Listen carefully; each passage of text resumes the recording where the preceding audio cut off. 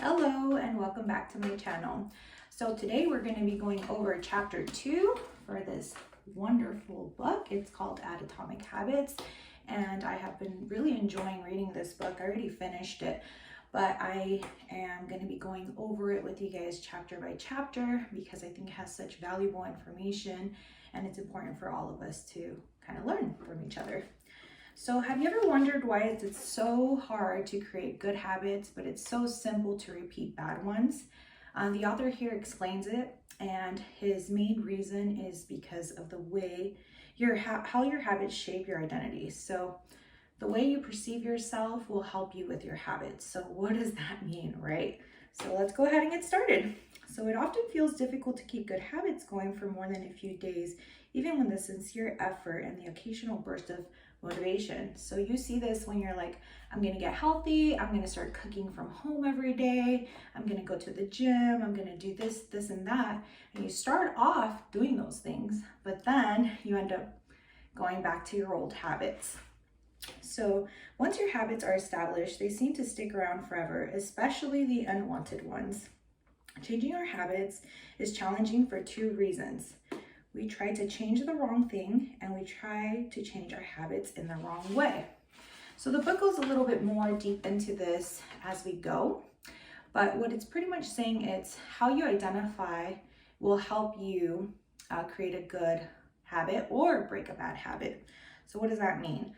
The way we approach breaking these habits, we do it backwards in a sense. So there are 3 layers of behavior change. The first one is your outcome. So what is it that you want? So this level is concerned with changing your results. So losing weight, eating healthier, publishing a book. What is your goal? What is it that you're trying to accomplish? The second thing is changing your process. So what habits or systems are you going to do in order to get to your goal? And this is the part where we don't do, and this is why we generally fail at reaching our goals or maintaining a habit. So the third layer and deepest layer is changing your identity, changing your beliefs about yourself. So many people begin the process of changing their habits by focusing on what they want to achieve. This leads us to an outcome-based habit.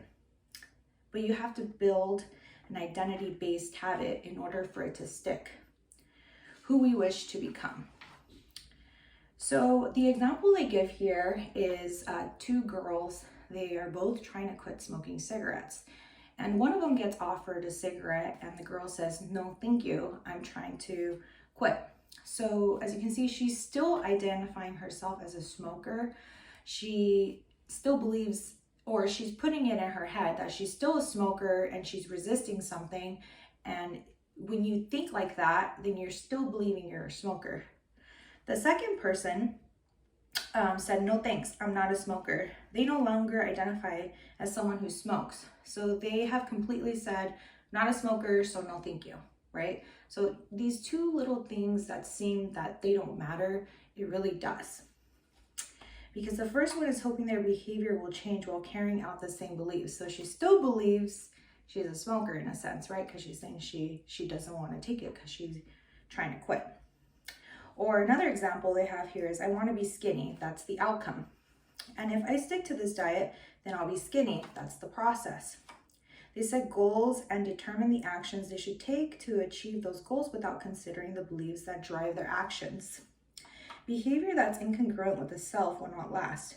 Want more money? But if your identity is someone who consumes rather than creates, you'll continue to be pulled towards spending rather than earning.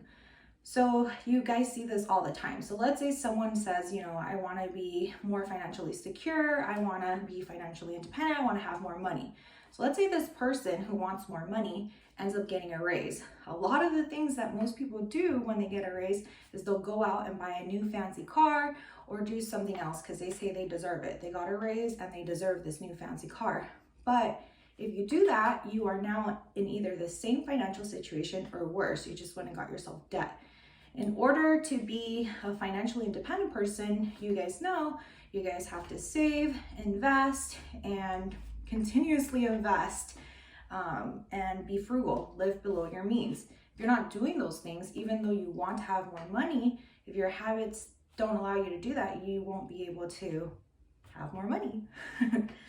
So it's hard to change your habits if you never change the underlying beliefs that led to your past behavior. You have a new goal and a new plan, but you haven't changed who you are.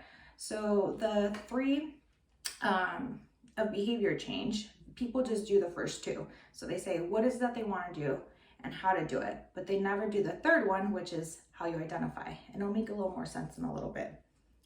The ultimate form of intrinsic motivation is when a habit becomes part of your identity. It's one thing to say, I'm the type of person who wants this. It's something very different to say, I'm the type of person who is this.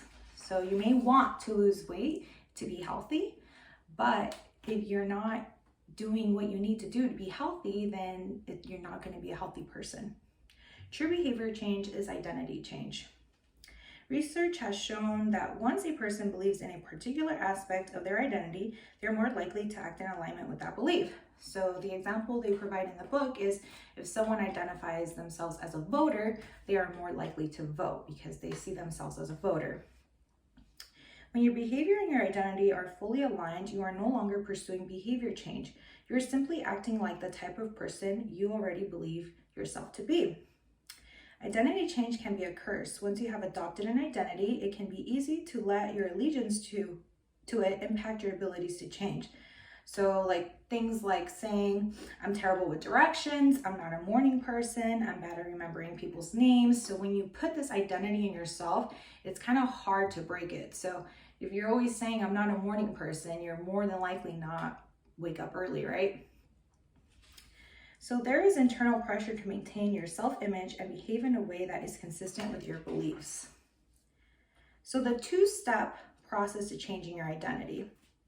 Every belief, including those about yourself, is learned and conditioned through experience. The more you repeat a behavior, the more you reinforce the identity associated with that behavior.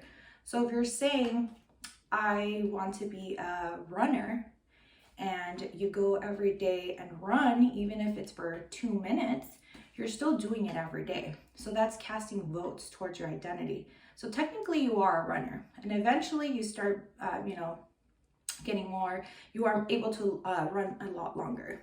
So you doing that every single day, it's gonna eventually make you that runner. So if you say, I wanna run a marathon, a little bit different because that's the goal, right? You want to be a runner. So that's the first part of the behavior change. So you want to run a marathon. Second thing to do that is going to be running, exercising. But the third thing that people fail to do is say that they are runners. So if you say you're a runner, you're more likely to believe it and actually come through with that action. So the more evidence you have for a belief, the more strongly you will believe it. So it's like everything else. Each experience in life modifies your self-image, but it's unlikely you would consider yourself a soccer player because you kicked the ball once, or an artist because you scribbled a picture.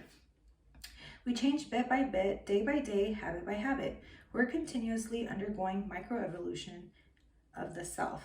Every action you take is a vote for the type of person you wish to become. Small habits can take a meaningful difference by providing evidence of a new identity. New identities require new evidence. If you keep casting the same votes you've always cast, you're going to get the same results you've always had. Nothing changes, nothing is going to change. So those tiny changes will have a compounding effect and you will eventually see the results in the future. First, decide who you want to be. Start there and work backwards from the result you want to the type of person who could get those results. Ask yourself, who is the type of person that can get the outcome I want? The example they have here is a woman who wants to lose 100 pounds.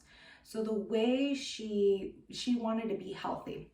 So every time she would try to make a choice, she would say, is this what a healthy person would do? Would a healthy person eat ice cream? No. What would a healthy person choose at this restaurant? Would a healthy person go to the gym? So she started doing actions of a healthy person in order for her to become healthy.